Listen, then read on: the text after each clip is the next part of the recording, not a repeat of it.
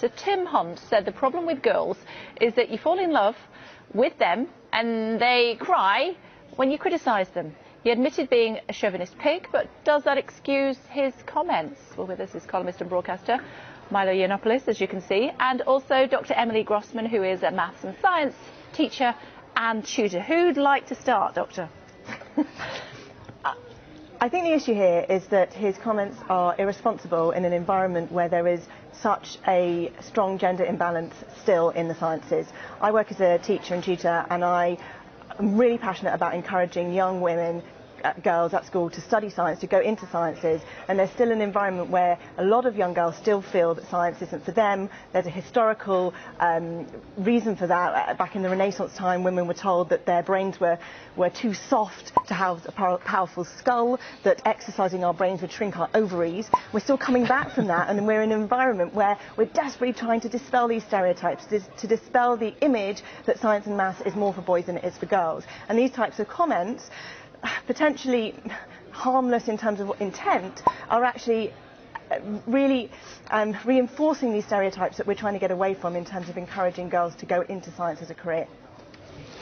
We hear this a lot from scientists, you hear a lot in particular from female scientists, but the fact is that there is some reason to suppose that there is an advantage to being a man in certain subjects. There's reason to suppose that gender essentialism, biological determinism, whatever you want to call it, the fact that there are male brains and female brains, may indeed have some basis in science. Now, this is sort of thrown out of the window completely by feminists and female academics who just refuse to accept that there's any reason whatsoever why there might be a gender imbalance. Two things on that. One, actually the science is very much still out on that. And two, if you look at equality in society, if you look, for example, at Bangladesh versus Norway, what you notice is the number of women in science and technology subjects actually goes down as societies get more equal, because women simply don't make the same choices that female academics and feminists would like them to. Women actually don't want to go into the sciences on the whole, and when they have every option available to them, they tend to choose not to.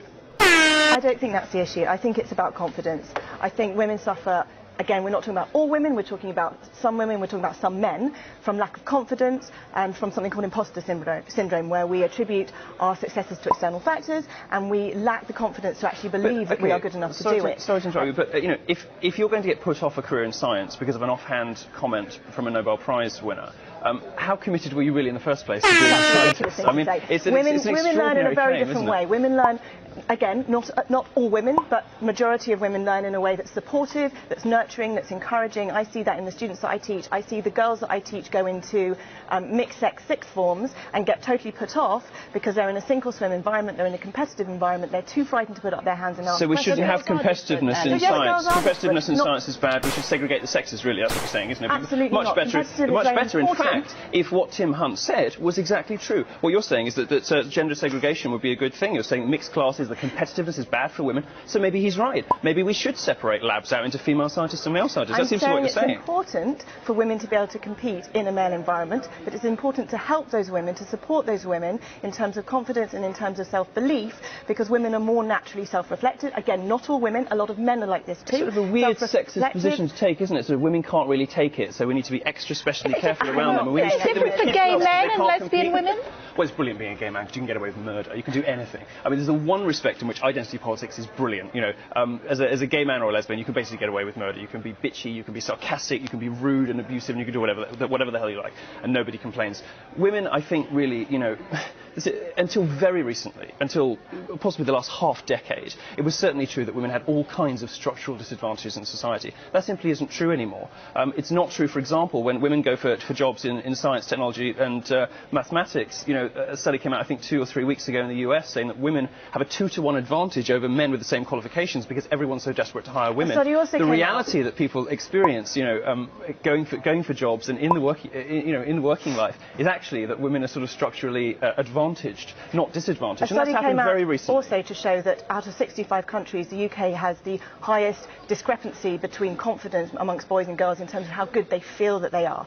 Girls are coming out of school and not going into those careers because they feel they're not good enough, they feel they're not welcomed. But women are in the majority at university. Those very skills, those very qualities that, yes, women do cry, some women cry. I have cried when I've felt out of my comfort zone, when I have felt afraid, but actually that didn't make me any less good. I cried when I came out of all my exams at Cambridge, and I did better than the boys. And actually women cry because they're sensitive.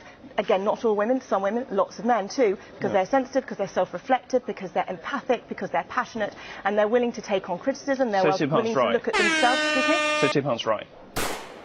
He's right that women cry, but the implication that that makes us at a disadvantage... To make a final point, and then I'll come to you. Of all A-level physics students, only 20% are girls. How can you possibly say that we're in an equal environment where girls are coming out and studying science as much as boys are? We are absolutely not, and we need to make sure that girls feel that science is for them, and it's not just for boys, and they're not being pushed out of it because of who they are, and because they might cry, and because they might be self-reflective.